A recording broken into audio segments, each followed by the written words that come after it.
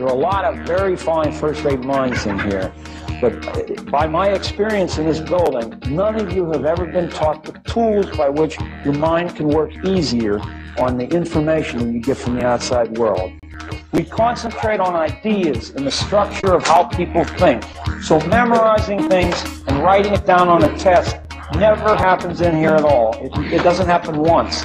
You may have tests, but they won't have anything to do with paper and pencil. And you begin to understand how to use these tools, you will have taken a giant step forward to being a powerful, independent human being.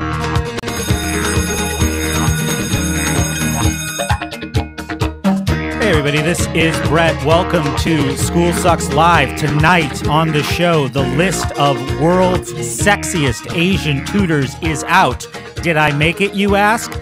No. Because you're not Asian? They're so strict with it's like, gosh, beauty today. I'm sorry. The standards. Who can live up to them? So in the studio with me tonight, we have our old friend and co-host. Can I call you Doctor? Just this once, Dr. Sure, Jason Osborne. go ahead. Osborne is a doctor. He has a PhD in economics. Sitting next to him is his friend who he brought. And actually, Andrew, you work for Osborne. That's correct. At one of his companies. Yes. And as I was informed tonight, I've never actually talked to Andrew before. That's right. Now, for today. Here's a little behind-the-scenes look at how we do a show. November is the month that our research team, our guest research team, is off for the holidays. Right. And you said that Andrew was an unschooler. So the picture, now, maybe it was a little bit of wishful thinking on my part, but what I imagined was that, and Andrew, don't take this the wrong way. I'm not in any way disappointed. We're going to have a fantastic time tonight. But what I pictured and what I prepared for was a man who was going to come in here, an adult, a successful adult, who you said is like really helpful to your business, to your operation, very good worker, generates ideas, independent, and he's never been to school. this was okay. So Andrew, even though I don't actually interact with Andrew very much, Sure, at all, he has an older brother, Adam, yeah, who is another one of the all-stars of our company, Segal CAI, which yeah, people may know. And these two guys are probably two of, if not the most, the best employees we've ever had. Now, right? What makes somebody as a boss? Okay. So my particular style of running a company is it may be different than what people might imagine that someone who runs a company does, in that I don't really like telling people what to do. Sure. And I don't want people around who just want to follow directions and need to be told what to do all the time. Mm-hmm. Like, I want people who can look and ascertain problems, solve those problems, and implement the solution to those problems without me having to tell them how to do it. Now, right? but with what consultation with superiors in the meantime? Because would you like it if somebody just if the environment was go solve this problem, let me know how it goes? Yeah. So for example, Adam, Andrew's brother here, he's kind of my guy who does the things that I would normally do that I don't feel like doing. Right. He hasn't bothered talking to me for almost 2 months. Okay. Like I don't think I've talked to him once. But how long has he worked for you? A few years. Okay, so then he's in a rhythm and he has an understanding and he does know you and there is some trust. So I mean, this was a thing. Like when last time I was looking for a job, maybe it was like 7 years ago, and everyone was saying, you're a self-starter on your resume. Put self-starter. They're looking for self-starters. And just a clue: everyone who says that they're a self-starter is pretty much not. Because they're just they had to have somebody else tell them that they should put that on their resume. Right. So it's the opposite of that. Yeah, like you should know that. But you do want somebody who is an autonomous problem solver and can and then 5 years before that, when I was in college, they were saying think outside of the box. Right. You got to think outside of that box. Everyone's thinking in the box right now. So self-starters thinking outside the box, but most people are not self-starters and are in a box. Right.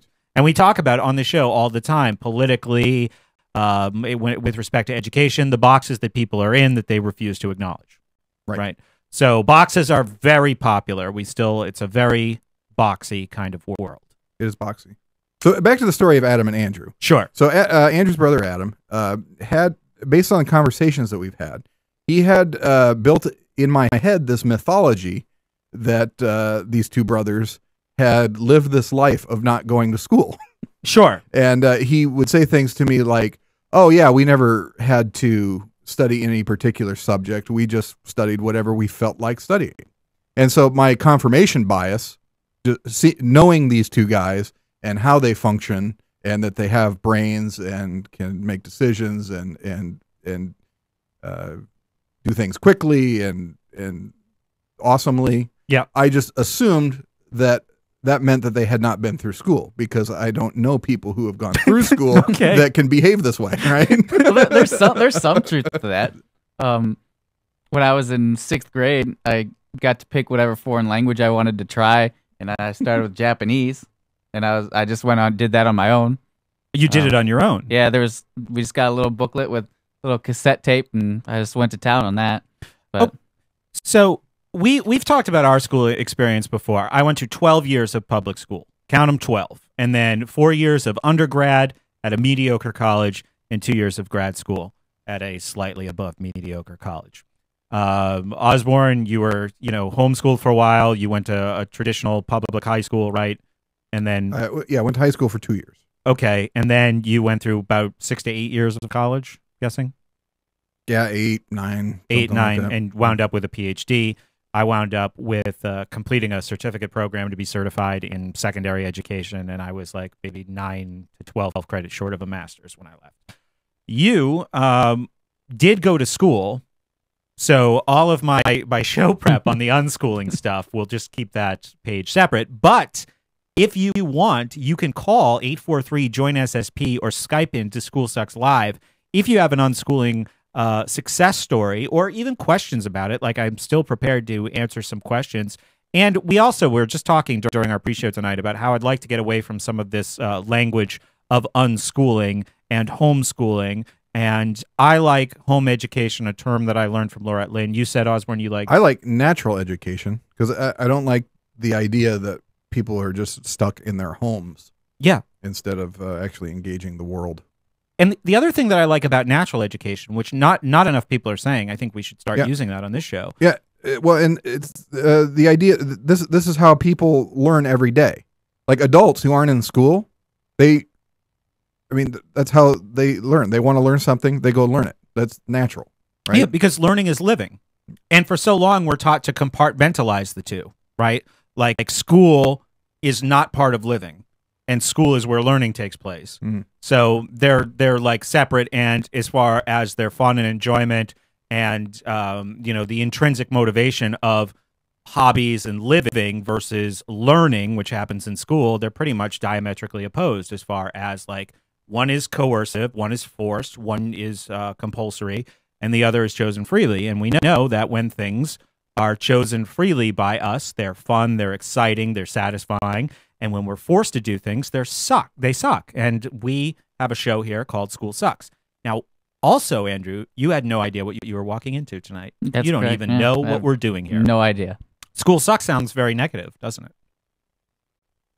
Yeah. That's what people. That's what they tell me.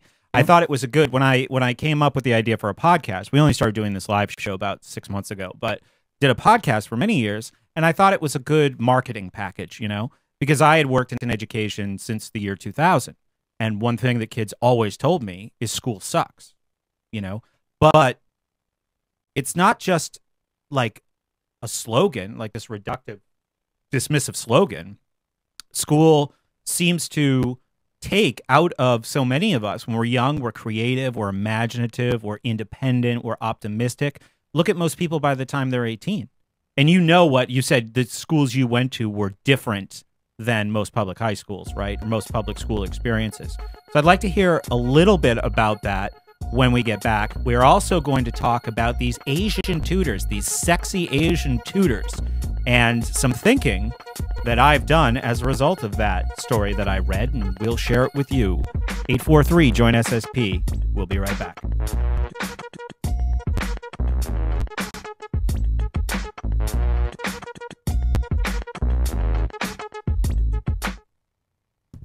If if you want to move to the free state. All right, so how this works is as soon as we clear the break, the radio can't hear us anymore, but we're still broadcasting to the people who are watching us on video. So we talk to entertain them during the break so they don't have to listen to commercials. Yeah. An advantage. And we've gone through different iterations. For a while, we would play funny videos for them. For a while, we would play word games and fact or crap. Like YouTube, funny YouTube videos? Yeah, just whatever we thought of at the time that was hilarious. Or videos that we had made. Like, we do highlight clips of the show when something funny happens. Oh, that's right. Having a lot oh, my goodness. My goodness, your flatulences. Did you hear me when I had to turn? Yes, I saw that. I'm getting good. I burped during that segment right when I was trying to say something. And whenever I have no idea what I was saying, all I could think about was how much I had to burp. I listened to one of our past episodes, and I realized I have to stop going,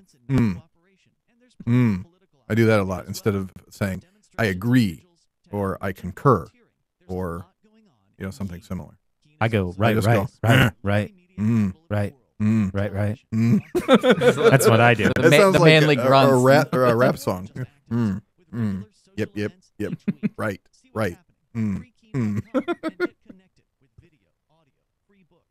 So, okay, so we hung it at talking about your school experience a little bit. So you very much went to school, and you said it was a positive experience. Yeah. So, but it was private until high school. Right. Okay. Right. And, there was 2 people in my class. It was me and another girl for 8 years. Could you relay that as homeschool? Some people would. Well, I mean, it's a very one-on-one basis. But for me, like, we're really trying to make a distinction here between, like, a lot of parents get these curriculums and take them home, and they just try to do what the school does at home. Right. Which isn't any better. Right. Because I really think that we learn best when we're liberated to learn. So, like, the reason why kids leave school with so little enthusiasm and curiosity is because it's been sucked out of them. So, low bandwidth. I don't want to deal with bandwidth problems tonight. Someone uploading torrents again. I'll have to check on the next break. I had kind of like a bit of a combinatorial schooling experience in that, like, I had the curriculum that I got, but I would get it at the beginning of the year, and I had all year to finish it. Yeah. So I would do things like I'd pick off the things I wanted to do, and obviously I'm a big fan of math.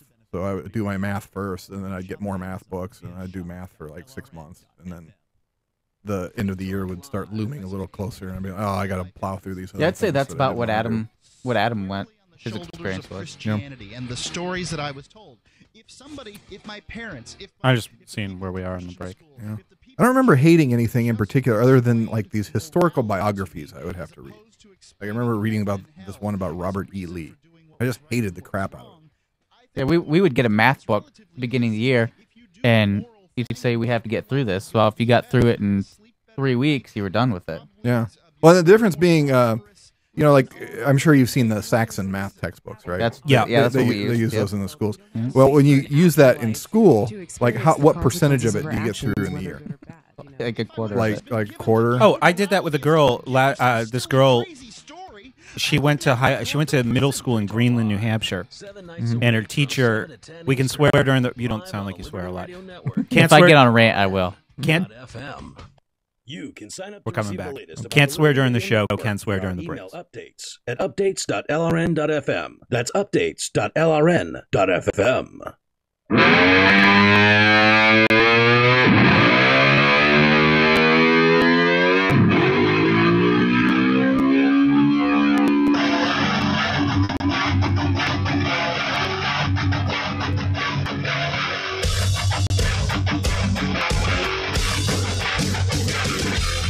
Hey everybody, this is Brett. Welcome back to School Sucks Live. I'm in the studio tonight with Osborne and Andrew. And during the first segment, we're kind of introducing School Sucks podcast and School Sucks Live and School Sucks Project to Andrew tonight, who was kind of blindsided. A little bit. Yeah. Just a tad. So my thinking was that if you were unschooled, as we call it, that you would have come in very sympathetic and understanding of our whole message here. And during the last segment, I was just trying to explain it to you a little bit that, for me, school sucks was basically what it does to people's enthusiasm and creativity and individuality.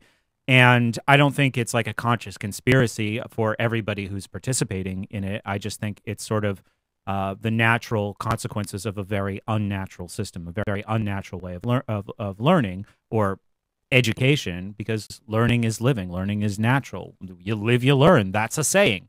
And that's not what happens in school. So, but we were talking earlier, and you were talking about your education experience, and you did not have a traditional school experience in grades 1 through 8. You did go to a normal high school, albeit a small one. But can you tell us about your primary school experience? Because it sounded interesting. Right. It was pretty much a one-on-one basis with a teacher.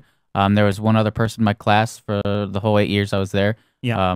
We would get our curriculum once a year. You'd get a math book, you'd get history book, you get your spelling book, you get all those things, and you just work through it at your pace. And if you got done in 3 weeks, then you were done with that level. I mean, if it took you the whole year, it took you the whole year, but typically it didn't take you that long. Just curious, in your grammar textbooks, did you diagram sentences? Yes, we did. Yeah, we had to diagram Another sentences. thing you don't get in a public school. Yep. Now, let's talk about that, because I'm sure somebody's listening who's unfamiliar with diagramming sentences. What is that? Really? That's when you take a sentence and there's a particular method of pictorializing all the words from the sentence in such a way that you distinguish each word's whether they're nouns, adverbs, place, adjectives, purpose in the sentence. Okay, so the function that the words have in the sentence, like the subject and the verb. And so this is how we wind up with a lot of like unidentifiable sentence fragments for kids in high school who, when the subject never does a verb, never actually does a verb, but there's a bunch of verbs along the way in the sentence, it's just the subject isn't doing them, they can't identify that as a sentence fragment. So one of my pet peeves has been vocabulary. And I find that a lot of high school students, myself included, and for those of you who might not know this, I was an SAT tutor for a long time. Still, technically, I am. I have one client right now. But vocabulary is not what it should be. And they always tell me these stories. Yeah, they give us a list of words. We look them up in the dictionary. And then we get a vocabulary quiz on Friday on those words. And then we basically dump them out of our memory. And 2 years later, when we see the word, we say, oh, that was a vocabulary word once, but they don't remember what it meant. So do you remember, like, in that period, how you were being taught vocabulary? Because I'm wondering if they were going at it more of like a root structure thing. Yeah, it was basic root structure. Because I even remember in high school, once I moved to the public high school, we had spelling tests in high school that I remember taking in 3rd grade that we did. I mean, it seems ridiculous, but that was the level they were on compared to where I was at that point. Now, how did you do in a public high school spelling test? Typically, very well. Can I test you on that? I don't know if I'll remember now. Okay, but I'm just going to pick words from. I have a list right here of standard public high school spelling bee words. Are you ready? Yes. Kitten. Language of origin, please. I don't even know. Sure. Okay, that's a joke, everyone. I don't have a spelling list. No, but I mean, spelling is less of a problem from what I've seen than vocabulary is. But to know the roots, to know the Greek and Latin origins of the English language, somebody can effectively, or like functionally, I guess, increase their vocabulary by thousands of words. Like knowing what auto means, knowing that it's not about cars is very helpful, right? So, one of the things that it seemed like at the turn of the last century, the 20th century, from the 19th to the 20th century, this look-say method of reading, where they tried to teach people reading by sight words.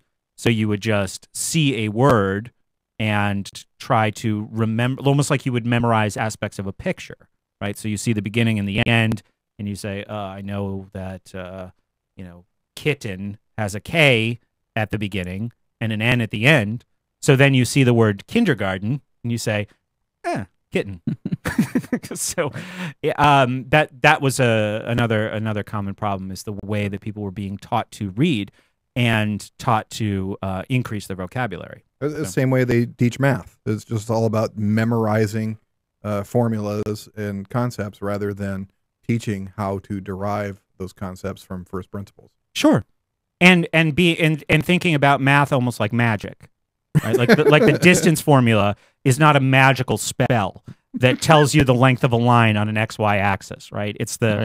I know if you've listened for a long time and you've heard these stories before, let's keep in mind Andrew is new, so we're trying to kind of run through the basics of what we do on the show here. That there's nothing explained in a way that would be interesting, that would inspire somebody to want to investigate more. Like, oh, that's really cool. Like even something like pi. There's the ratio of a circle's circumference to its diameter, and somebody figured that out, and it never ends, and it never repeats. And some guy in Korea memorized it to the 50,000th decimal place, and he was very sexy, and he was a tutor. And he was on a billboard. Yeah, we're getting to that. We'll get to that story, everyone. Trust me, because it's an important part of our show tonight. But you regard this primary and middle school experience as generally positive, right? But you also said that you liked high school. Right. And thinking back on high school, I was very complacent because it was easy for me. Yeah. Maybe that's why I enjoyed it, was because I didn't have to push hard. I didn't have to do much to get through. And that's what made it easy. That's what made it fun, was because, oh, look, I had to do all this other work from K through 8, and now this is a breeze. Yeah. And you also feel like this had well, I mean, what was the, I guess, were there downfalls though from going from the previous school to the high school that you could identify, like things that were disadvantages, things that you didn't like from going from K through 8 in private to the public school, things I didn't like at the public school? It's like being easy. Like at that age, maybe you're ready for a little bit of a break. So that really wouldn't count as a disadvantage. I'd still call it a disadvantage because the way I was raised was to always push myself, and I wasn't getting pushed. Okay, sure. So sure. I mean, that's a big disadvantage. Yeah, I totally agree. Like in the big picture, definitely. Maybe not at the time. Did you identify it as that at the time? No. Oh, not Oh, at yeah. all. So like in the big picture, maybe it is. I agree with what you're saying, but maybe just at the time it was like, oh, well, this is kind of a relief. This is School Sucks Live. Plenty of time for your calls. About an hour and 40 minutes left here if you want to make them. So 843 join SSP, Skype in School Sucks Live. We'll be right back.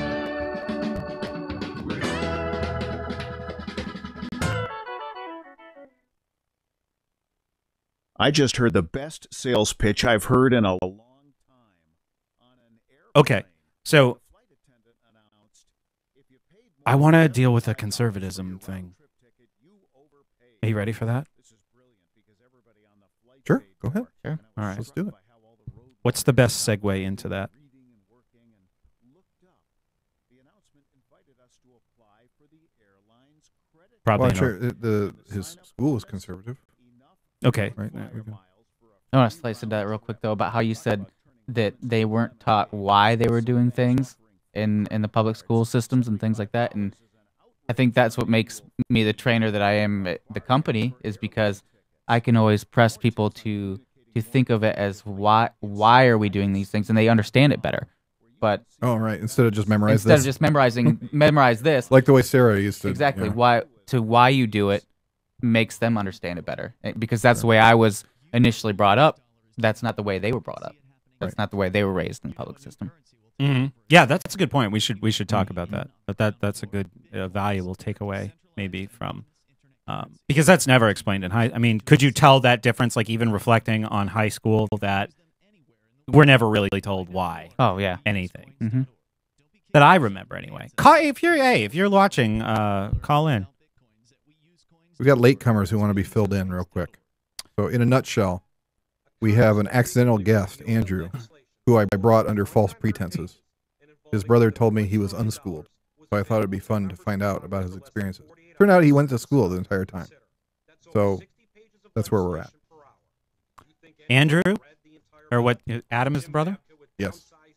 You're fired. You're a liar. So obviously, maybe a misunderstanding on your part. Maybe a Can I have his misunderstanding job? on your part. A little bit. Yeah. Yeah, probably. But yeah, I get what you said. That if you said, "Oh, I like," you see somebody who knows how to do stuff, and then they describe these experiences, and you just figure, "Oh yeah, you could have gone to school if you're right, capable exactly. and Yeah, if you know things. Jeez. If you have any common sense. Yeah. I remember like so going to high school and then proceeding through college and grad school. It was just like one long sucking away of all of my ambition and will to do anything. It was just all about finding the easiest, almost like water, like carving my way through the sand in the easiest possible direction. Like, only sign up for classes where I already know everything. I think I would have enjoyed it more if I would have gotten involved in stuff like theater. Like I don't know why I never did that. I was in theater. That would have been a lot of fun. Like even now, I think about like going and joining theater.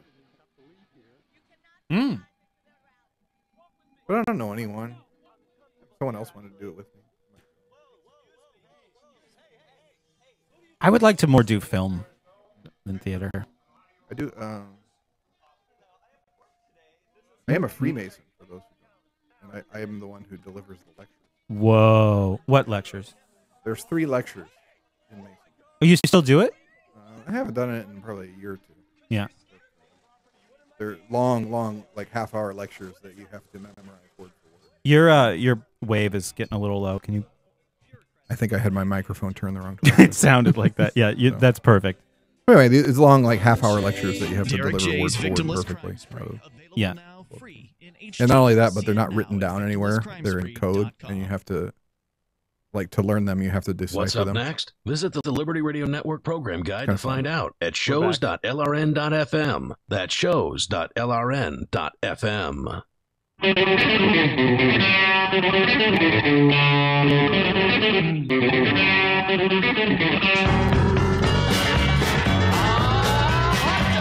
Hot dog, everyone. This is School Sucks Live. Hot dog! And, this is Led Zeppelin. And Andrew's here with us. Thanks for being here. You're welcome. I know this might be a lot to process in one evening. I'm Brett. With me is Osborne. Give us a call, 843, join SSP, Skype in, School Sucks Live. You can also, if you happen to just be listening to us on LRN.FM on the radio, you can actually watch us. You can see what we look like, how we move at schoolsucksproject.com/live. You can watch our video stream and participate in our chat. And when you get to that page, you can participate in the chat that goes along with this cast, or you can participate in the LRN chat. They are both embedded on that page. You could sign into one. You can sign into both and chat back and forth in both. Excuse me. But before we went to the break, Andrew was talking to us about his school experience, and we're trying to contrast the differences between the private, the very small, seems like kind of a student-centered private school experience with, even though you went to a small public school, a very different experience where much less was expected of you. And in the public schools, one thing that I think we all agree on is that you're at that point, 12,000 hours into your public education, and you've gotten pretty used to people not really explaining the why of anything. So you don't even ask. You don't even care. I think your enthusiasm and curiosity, for a lot of people anyway, unfortunately, is pretty sapped at that point. But we introduced you tonight as somebody who works for Osborne's company. He said you were a fantastic employee. What do you do there? I'm a training manager. I train all the new hires. Yeah. Mm-hmm. So training is something that a lot of people don't like. They find tedious or boring, and it's you also have to worry about retention. Like, what will they retain from this whole training period? But you were saying you find that it helps to actually explain why we're doing something. Right. So what would be the alternative to that? Just memorize? Just pure memorization, regurgitation, repetition. Yeah. And then you don't really get the big picture of why these things are important and where they fit. And it's easy to get thrown off by someone that you're talking to if all you know is what's right in front of you and you don't know why you're saying it, but you know just to say it, it's easy to get thrown off in a conversation. Yeah, it definitely comes into play when like reading from scripts. Yeah, and especially like leaving messages for people, because there's in our business there's very specific wording that you have to deliver when you leave a message, and it's almost word for word. You have to say this because this is what the attorneys have determined that we are allowed to say. And if someone's just reading it without knowing what it is, you're not going to get a call back, right? Sure. But if you can deliver that line as if you understand what it means, then you're much likely to get someone calling you back. Yeah, I think we all have those experiences, or we know what they feel like, or we have maybe seen them in TV or movies, where you have somebody who clearly doesn't know what they're doing, and you ask a clever question that pulls them off script. And I asked, I see a lot of kids working at supermarkets, and very politely, I asked a boy one time something after everybody that ever dealt with me in the checkout line at the supermarket had asked me. And I always just kind of thoughtlessly said yes to it. And the question is, did you find everything you were looking for? And I say, yeah. Right? Just as much of an automaton as they are when they say it. And a couple months ago, this boy said it to me, and I say, does anyone ever... What happens if someone says no? I didn't. He had no idea. He had no idea what to do. He had no idea what to say to me when I asked him that. And he like stared at me like he was kind of frightened for a minute. I said, no, I'm just curious. I'm just wondering, But we know how things can go awry when somebody is pulled off script because they don't know what the purpose is behind the script. I said no one time at the grocery store. I didn't find what I was looking for. You didn't find the droids you were looking for? I think I couldn't find the almond meal I was looking for. And it ended up causing this gigantic shutdown of anyone being able to get out of the grocery store. It was crazy. Yeah, all these checkout people were gathered together trying to find this almond flour. And I wish I had never said it, because all these people were getting angry and they were looking at me and they wanted to hurt me. How did you do? It was a bad time. And they never found it, even though after the fact I figured out where it was. So you were the one who wound up finding it in the end? Not on that particular day, but I found it on a different day.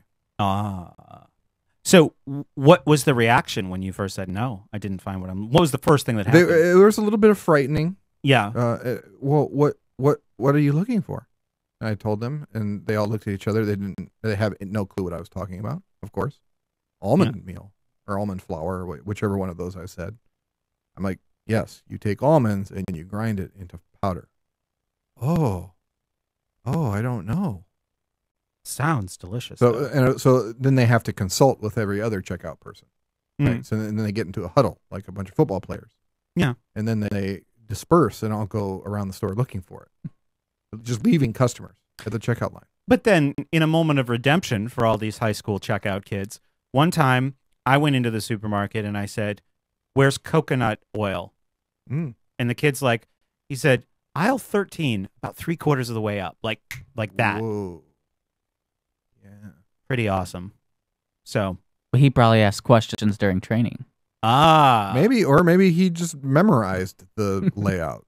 I'm always impressed when I deal with people in retail and they know exactly where things are. I enjoy that a great deal. Yeah. Actually getting the service that you imagine people are getting paid to deliver. Yes. And this is another thing, Andrew, that I've talked about on the show a lot. I think that people go through these kind of autonomy sucking experiences in school and maybe employment and maybe dealing with like some aspects of government in general. And that sort of bleeds into other areas of their lives where they become used to accepting impositions or inconveniences. It's just kind of like, that's how life is. And they're not being particularly self-assertive. And what that leads to is people being, in many cases, highly tolerant of bad customer service. And it doesn't seem like there's much in the middle, right? There's these two extremes of people who will just do this knee-jerk outrage, indignation at the slightest thing that goes wrong. They threaten to sue. They want to see the manager within the first 15 seconds of the interaction. And then there's the people who won't say anything. And there's nobody in between who is walking away saying, that didn't really find that met my need for a fulfilling customer service experience here, but they don't do anything, right? So it seems like there's a lot of people tolerating substandard customer service, people tolerating less than top quality products, or at least commensurate with what they're paying for. And I think that in many ways is an outgrowth of what people are forced to tolerate in some of the most formative years of their lives. That's a working theory. So I've tried to be more assertive in a constructive way, with some of these things. But I still haven't got to that point. I still just walk away. I got a hug today. Because there's a cost associated with going through that process. What do you mean? Like, for example, if I'm at CJ's and the waitress doesn't bring me Diet Coke when I want it. Yeah. Like, am I going to spend my valuable time having a conversation with her about how she needs to deliver Diet Coke in a more timely manner? Or am I just going to go? But they always say, sir, I go out to eat with you frequently, and they always say, sir, would you like another Diet Coke? Extremely infrequently. And they make me answer the question. That also requires effort. Like, why make me say yes? Just bring me the damn Diet Coke. Right. Especially after, like, the 10th time. Like, don't you think you get a clue at that point? Well, I mean, you also, like, what's on the other end in that kitchen if they're wasting Diet Coke? These are questions that we're going to deal with tonight. This is School Sucks Live, 843. Join SSP. Waiting for your calls. You can get us back on track. We'll talk about homeschooling, unschooling. I certainly have preparation in that respect, so be happy to hear from you. We'll be right back. Did you know that Free Aid is a mutual aid, educational, and networking organization? At Free Aid, we support volunteers who provide first aid. We do outreach to the public about health and safety, and we bring together medically skilled freedom lovers. Free Aid is made possible by your generous support. Donors can receive great gifts like first aid kits, t-shirts, silver dime cards, and hoodies. The Free Aid Silver Dime Card Project is sponsored in part by Roberts & Roberts Brokerage.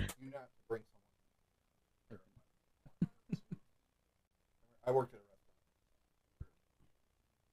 You were absolutely.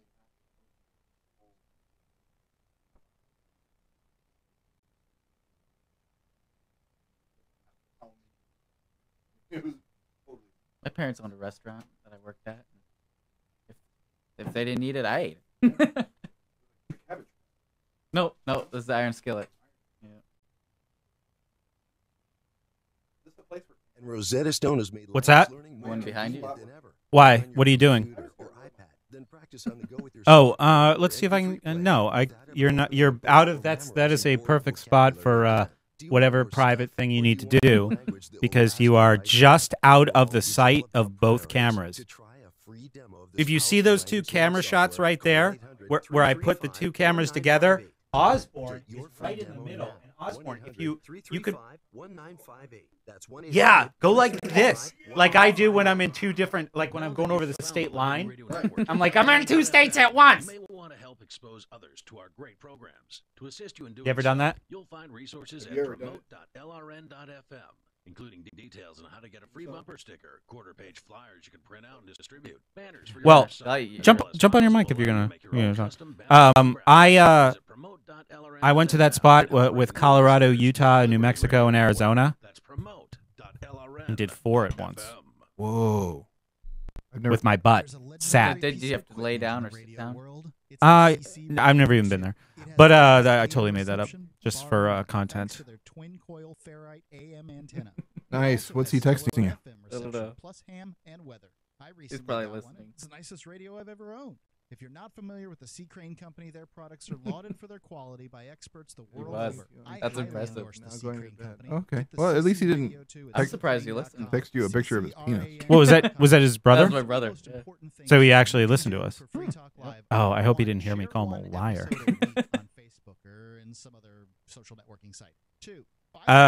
So hey, Osborne, what's happening in the chat? Anything? People who are asking me about aspartame. Oh, for drinking Diet Coke. Yeah. Yeah, I've really tried to do a much better job and have my intake as low as possible. Yeah. And really, I'm having good luck, everybody, with seltzer, with polar seltzer. I have very good luck with it as well. The only problem is if I find myself in a situation where I don't have one, then I drink Diet Coke. Because Diet Coke is ubiquitous. But yeah, it's everywhere. Polar seltzer is not. I found polar seltzer, even though it was a cranberry lime. Which, what are you doing? Cranberry lime. How would those things ever wind up together? They had that at a drugstore, and I said, no, I'm not doing a diet soda anymore. I'm drinking a polar seltzer, and I got a bottle of it. And then I found the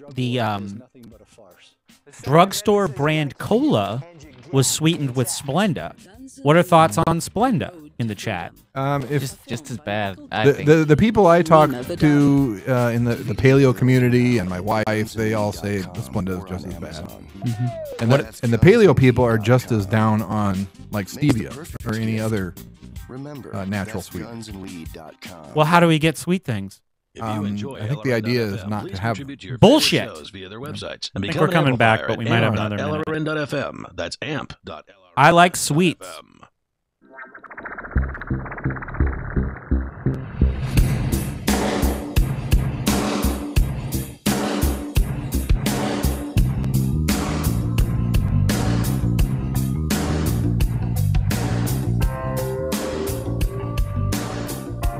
Oh, I was waiting for some kind of big thing to happen with the music, and it never happened, so might as well just start.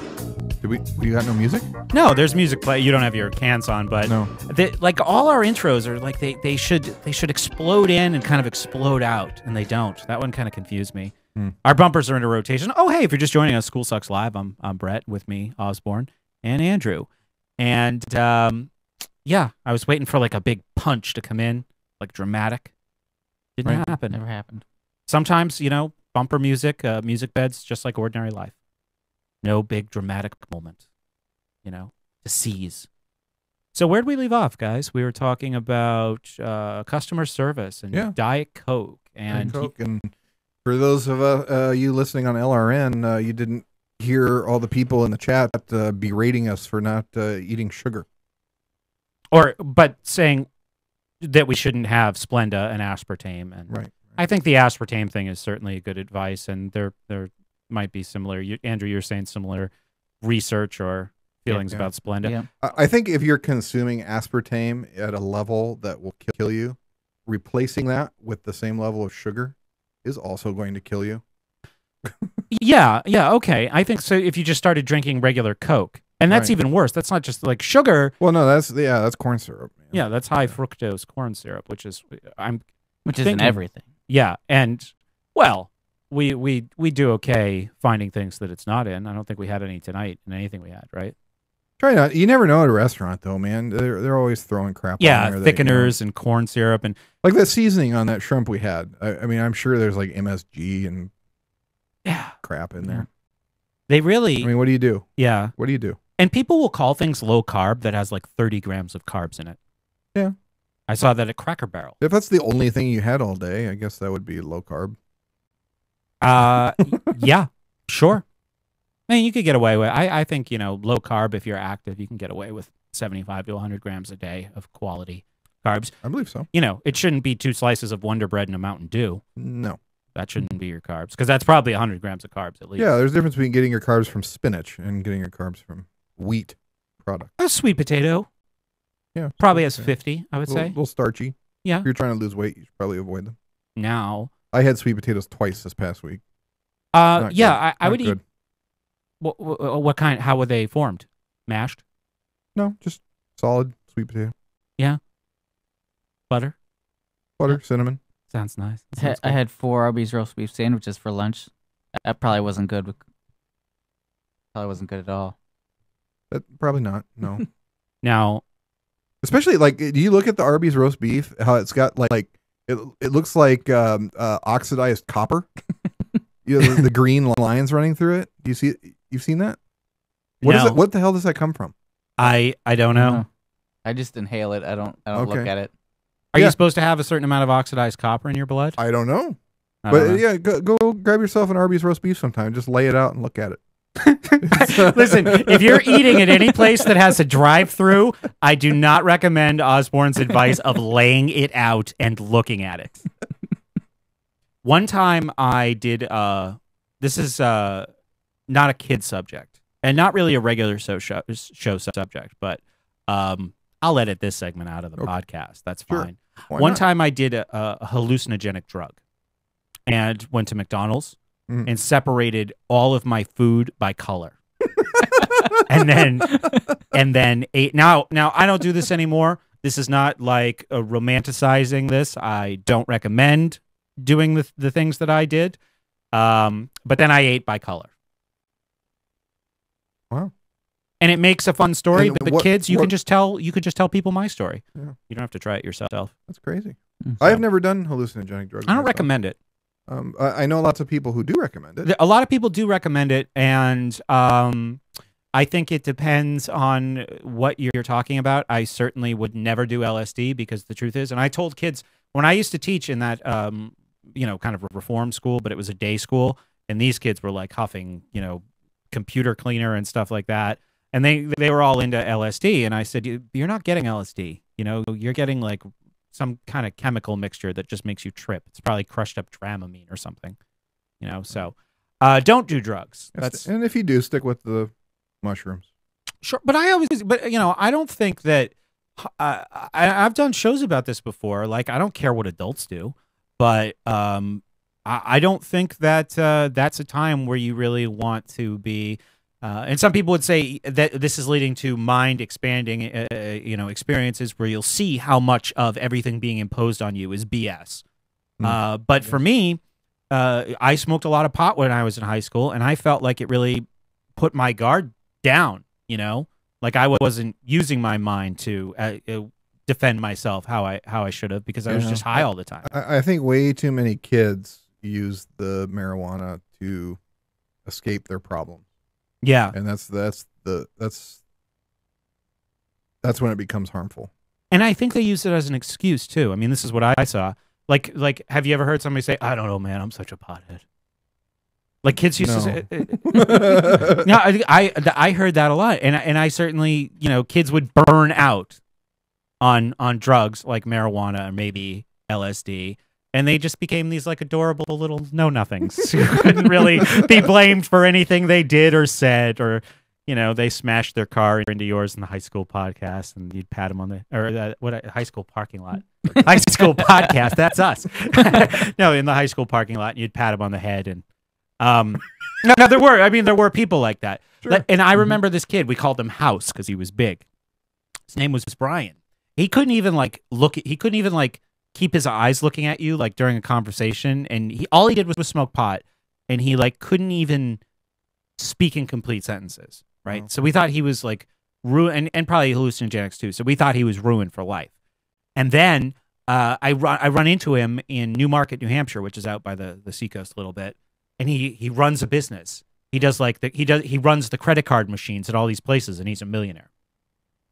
So awesome. Kids, do drugs. Just kidding. Contradicted ourselves in that segment ourselves. But now, I will say one of the things, and I think we've covered this before. I learned two very interesting things when I got out of academics and into business. Yeah. And one of those two interesting things is the vast number of people in the real world who smoke marijuana. Yeah, absolutely. It blew my mind. I thought it was something that people did in school. Whether you're a student or a professor, like those are the people who smoke pot. Normal people out in the world do not smoke pot. Yeah. I was a member of a country club. I would go out onto the golf course, and all of the doctors, lawyers, judges, smoking pot on the golf course. Mm-hmm. Crazy. That blew my mind. Well, one thing that I will say about a lot of drugs is that they can kind of be these accelerators. Right? Like pushing you down the road, you're already moving on faster. And this would be true with drugs or alcohol or hallucinogenics. Like if you are already kind of lazy and you don't really have any interest, which is kind of the product of the average high school experience, marijuana might not do anything really good for you. But then we have a guy like Ian who runs LRN, the network that we're on, is very successful, doing pretty much exactly what he wants to do. I guarantee he's high right now. Sure. Yeah. And that's fine. I know a certain, well-respected economist that you and I have both spoken with in the past. I remember back in days we worked together that he would go up on the roof of our building and smoke pot every single day before he would go teach class. Yeah. Or, before he did any writing or anything. I just was not, see, like, I can see from both sides because, like, I see someone like Ian and all he can accomplish, but then I remember myself and being kind of, like, not very functional. Kind of being, like, a giggly. No. Yeah, I laugh a lot and pass out. Yeah. That's my experience with marijuana. Like, I was a real giggly little guy. Yeah, I know. Everything is funny. The most horrifying experience I had was I walked into the school cafeteria after smoking a fatty. Oh. And there was this poor bastard who had had thrown out his back and had dropped his tray and was bending down and trying to pick it up and couldn't get to it. And I just pointed at it and started laughing hysterically. Yeah. Yeah, that was unfortunate. So don't do drugs. So, yeah, it's not good for you. Yeah, I agree. But I think that, if you're an adult and you've kind of made it to a point where you can be responsible and, you're already on your way to being successful, you already are successful. Obviously, I don't care, what you would do, but I've just warned from my own experience, which is all I can speak from, didn't do me any favors when I was a youngman. So 843, join SSP. That is the end of hour one. We have plenty to get to tonight. We haven't even gotten to the topic that I want to cover. And we'd love your participation. So we will be back. This is School Sucks Live.